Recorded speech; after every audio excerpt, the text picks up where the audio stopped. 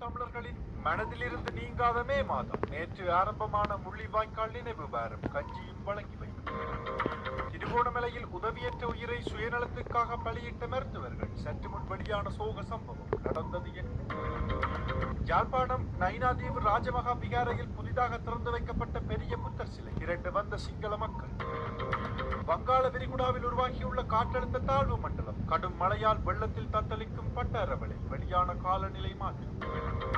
வாகனங்கள் வாங்கியபடியே இருக்க வேண்டும், நிறங்கள் மற்றும் ஏனைய மாற்றங்கள் செய்தால் கடுமையான நடவடிக்கை எடுக்கப்படும். போக்குவரத்து போலீசார் விடுத்த அவசர எச்சரிக்கை. நாட்டை பதற வைத்த மற்றொரு சம்பவம். முதல் மனைவியின் மகன் கொலை, தந்தையும் உடந்தை. விசாரணையில் அம்பலமான உண்மை நடந்தது என்ன? 100 நாட்களின் பின் மீண்டும் யாழ் மண்ணை தொட்ட யாழ் தேவி புகையிரதம் மக்களுக்கு வெளியான நேர அட்டவணை. கபில சந்திரசேன மரணம் தொடர்பில் அடுத்தடுத்து கசியும் திடுக்கிடும் தகவல்கள். இன்று மகிந்த கைது செய்யப்படுவாரா? வெளியான தகவல்.